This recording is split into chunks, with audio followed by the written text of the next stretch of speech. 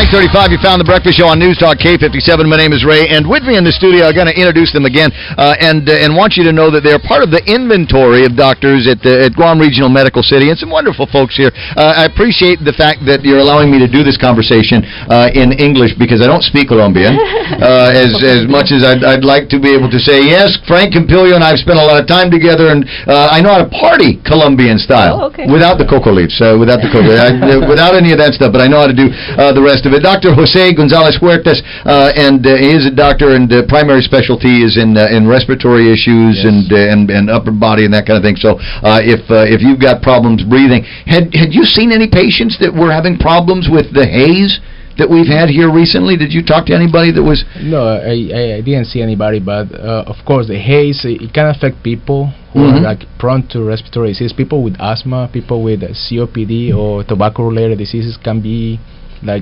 go more frequently to the ER or visit a doctor when you have that haze. Yeah, and we've had the big fires down in Indonesia that somehow managed to find their way here. I was delighted this morning when I was looking at the street lights on the way, and I didn't see any haze underneath them, and we had a good rain this morning, so I've got my fingers crossed that maybe we'll be all done with this episode, because although you might not have had too many people presenting, there seems to be a lot of anecdotal conversation. And of course, you know, anecdotal information and evidence, that's solid medicine. But there seem to be a lot of people complaining about a little bit of rawness in the throat, or breathing just a little bit tougher these days as a result of that haze being out there. Yeah, it's especially people who are like young kids. They can be affected more frequently than actually adults. Also, the elderly people. So you. Yeah. Are we seeing more cases of asthmatic children for some reason? Is there, again, anecdotal evidence? I always hear about somebody or so-and-so has got to go and get themselves one of the inhalers, or spend some time under the albuterol tent. Are we hearing more about that kind of thing? I specialize mostly on adults, but yes, kids, the incidence of respiratory problems in kids is increasing, and then I see young adults that had asthma since they were kids. They have allergies, so it is increasing. Well, the allergies is fortunately allergies is something that fairly easy to detect. We go through a couple of scratch tests, and maybe you're allergic to the cat and or the dog. And in fact, in my house that happened. We had our son he was always getting sick, and he'd always have to be under the albuterol 10 or 50 inhaler. Sometimes go to the emergency room at the hospital, and we finally had him tested when he was about 9 for allergies. It turns out he was allergic to the cat. So we took the cat to my mother's house, and he all of a sudden, we feel like we've been abusing him all of his life. But as a pediatric doctor, are you starting to see more kids just coming out of the womb with already respiratory issues? Well, I think one thing that maybe sometimes we don't think about is like secondhand smoking, and that is I've seen it a lot in Guam when you're smoking in front of your kids, or third hand. It means that you're smoking in your car, for example. Living room? Or living room, and then you might not be smoking at that time, but then the kids come into it, and the nicotine might be still around. So those things also affect their lungs. So we also recommend if you're smoking, first try quitting, and try the best. I know it's very hard, but when you have a newborn that you're bringing from the hospital, there's such an intense, something that you really want to do. That's a great time to really try to quit, because that little baby, you can really change. Well, you want to be there for the little kid's life. It's a second-hand, third-hand smoke for the child, but for you, it's first-hand smoke, and you know what it's doing to your body. And if there's a way to quit, then you take advantage of it. They wanted to make sure that we gave the phone number, the 800 number, for people that are listening to the broadcast and maybe hearing what these doctors have to say, and say, you know what, maybe today's the day to give it a shot. That's correct. So the public health department here, I was very impressed. Last weekend, I was part of the privilege to have being the non-communicable diseases consortium that happened in the Old War Hotel, and they were just explaining all the things that the public health department is doing to really make the community of Guam more healthy. One of the big things was smoking cessation, and they were talking about the 1-800 number. It was 1-800-QUIT-NOW, and they have a lot of things that to coach people, mentor people through the process, and actually they can have like patches and other things that they could do to help people quit. When I quit, I covered everything myself. I covered all the expenses myself. But there are, for some people under some programs that you can learn about at 1-800-QUIT-NOW, ways that we've already got some of this stuff stockpiled, and it's just a question of maybe somebody over at Public Health saying, here's a batch of this, and this is how you take it. But it all starts with that first phone call. You've got to do the first part, and then everything else will kind of key in. Another topic, and as I said, when you're done, when you finally put the cigarettes away for the last time, and you're not smoking, a whole other world will open up for you in exercises and athletic activities and things like that. And so it's been many years since I've quit smoking. At which point will I be able to say that I'm no longer being held back by all of those years of cigarette smoking? Because people, I think, are expecting me to be a better athlete now after having quit for so long. So I want to say, but I was a 2-pack-a-day man for a long, long time, and that's has lingering effects, and that's why I can't run faster than 26 minutes for a 5K. Yeah, I mean, there's two sides. After quitting the smoke, I mean, we talk about the risk of having cancer years to actually be part of the population that, I mean, you'll be like, your incidence of cancer will be like the normal population, like people who never smoke, right? So it takes like 10 years to you to be like normal, to be in the normal population, people who never smoke, the incidence of cancer. In terms of physical activity, it might take just a few months after you quit. And, not years? No years. I've been telling people. No years, yeah. Well, so slow is because I used to smoke so much. Yeah. So that doesn't work? Yeah. Can you make me faster? No, this is not for me. No, this is not for me. This is again, is there a pill I can take? I can wake up tomorrow and just be fast. It's for everybody else that's listening going, wait a second. All right, so running's not my poison. It's bicycling, or maybe it's Zumba, or maybe it's swimming or something like that. As a respiratory guy, is there a way that I can more improve my, I want to call it, there's a scientific term, is I think it's a VO2 max, where you're able to bring the oxygen that you bring in, your body deals with more efficiently. How do I improve that? Yeah, I mean, it depends. I mean, first of all, we need to know how your lung is working. Right? After many years of smoking, your lung might not be the best. I mean, like, you might have some problems with the emphysema. So for me to fix that, that's not fixable. But we can work. I mean, we can do. If you have COPD, we can work with you. We can send you for a rehabilitation program, and then make sure that you do like high intensity exercise, and that's proven to actually just improve, like augment your stamina. See, now you're sounding like my coach. If I want to improve, I have to train. You have to train. Yeah, so I can't just take a pill. Also, we have to make sure that you don't have any problems that are not fixable, or that maybe you might need an inhaler. Well, so we'll go back to the imagery, the imaging question, and you've got those tools at your disposal at GRMC, right? So you'll be able to take a look at my lungs and find out if there's anything remarkable in there? Yeah, we have X-rays. We have a very good CT scan machine. We have a pulmonary function test lab. The pulmonary function test, we can actually measure the flow, how you're breathing, what the lung capacity is, so we can actually just make sure that everything is within the good range. But if it's not, is there something that you can do about it? Sometimes there's medications that can actually, some people don't realize. I have a lot of people coming, like young people that have problems, like they're athletes, and they have problems, like some problems during maybe a race or something like that, and then at the end you run some tests. At the end you realize they have asthma.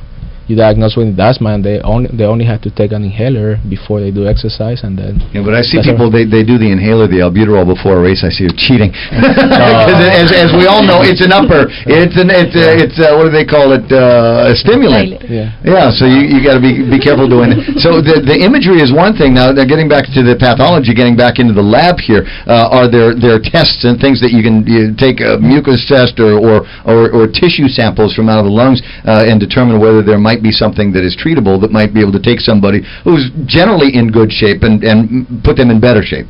Yeah, absolutely. There's a full range of tests that we can do in the lab. Specifically, if there's a biopsy, we can test if there's tuberculosis on it, or if there's other type of infection. We can tell Jose if this is it's looking more like a fibrosis, like the patient has some idiopathic fibrosis, and maybe just genetically is their lungs are not good enough, or we can study like a sputum under the microscope too. We can look at all type of samples that they send us under the microscope to help them figure out a diagnosis so they can treat the patient right. Are there genetic dispositions that people might be born with that would prevent them from having good lung capacity? Oh yes, there's a number of actually the conditions that can make you prone to have like a pretty bad lungs. So and then that's part of what I do. So my partner Patty Arroyo here wants to chime in. I was just listening to this conversation. That's Anna, that's Isabel, and that's Jose. Hola. Listen, there's been a lot of haze. Have you asked this question? I asked him. He said he hasn't seen anybody. He recognizes that for people that might already have issues with their breathing, very old, very young, very sick, might be a complication. But nobody came in and said, I'm having a hard time breathing because of the haze. No, not really. Maybe they went to the ER. Yeah, they've gone to other places because I have friends who have very healthy children who have developed now respiratory problems. When you're exposed to these kinds of toxins like this, is it a long-term thing, or is it just very temporary until the air clears up? It is usually temporary. This haze can cause inflammation in your lung tissue. So that's when the symptoms come, the cough, and also inflammation in your upper respiratory airways, and then that inflammation is what causes the symptoms: the cough, the sneezing, the runny nose, and in the bronchi, in the little airway tubes, and then you have an asthma attack. Yeah, but those are not long-term. Or can you, if you're prone to asthma, can something like that come out and present itself? And then you know what I mean. Then you can be diagnosed with it at that time, or is there a difference between a temporary respiratory problem and somebody presenting asthma as a result? You're already prone to it, so you have asthma. There's nothing. You just can't treat it, but this haze, what it's gonna do is exacerbate. It's gonna cause an attack. All right, so that's but there's no long-term consequences. It can cause some lung inflammation, and then the inflammation sometimes can cause scarring, but we don't have the haze all the time here, so it's... Thank goodness. I'm so glad that is done. Let me ask you a couple of other questions about things that may or may not be related, but I'm interested as to your thoughts on, and again, we built an entire hospital. We knew that there were already these conditions on Guam that needed to be met, and to the degree that bad diets, poor exercise habits, and maybe even a predisposition to diabetes. How do you, in your practice, and with what you do in your specialties, how will you deal with patients that come to you that might have diabetic issues? So like anybody. We're seeing more of it in our young children all across the United States, for sure. The epidemic of childhood obesity, for sure, and with childhood obesity, all the other diseases come along. The type 2 diabetes, actually, I just learned at the non-communicable diseases consortium that we have kids 7-10-year-old diagnosed with type 2 diabetes, and that's the one that comes from your diet, from the lack of exercise and too many processed foods, too many soft drinks. It's very easy to feed kids that food. Exactly. So I think like any person, you have to have a balance and make sure that you're exercising. Make sure that the recommendation for kids is 1 hour every day. For adults is 1 hour, 3 to 4 times a week. So that you exercise, and then the food that you choose is with plenty of fruits and vegetables. 5 portions is the recommendation per day for children, and children should really be drinking soft drinks, because it just puts a lot of stress on their pancreas and just will predispose them in the future for diabetes. When you talk about soft drinks, are you talking specifically about sodas? Because I noticed that there are now, and there's a lot of parents I think that got that early on, that said, we got to be careful with the sodas, especially with the high fructose corn syrup, which I think is franken sugar, and so I try try to minimize the amount of that in my own diet and in the diet of my kids. But there are so many other factors involved, and now I think people look and say, well, I'm going to give my kid tea because tea is not soda, and tea is better for you than soda, isn't it? But the way there's a lot of people that are selling teas these days that are more sugar than there is tea in there. So kids should be drinking water. Really, you can have like a 1 cup of orange juice or something like that, more natural, but then they should be drinking water. That will be the main thing. And now that you mentioned the corn syrup might be when you have something from the grocery that comes from a box or a can, it's going to have corn syrup in there because for some reason they put it on all the cereals and all of that. So even something that you don't think that have sugar, it has sugar. It's just that it's hide in a form of corn syrup. Got to read the labels. Got to read the labels. I mean, that's the most important thing that you can do, and that's your pathology. That's the work of the mother and the father as you're shopping with your children. You need to be a clinical pathologist and know what it is that you're putting into your kids' bodies, right?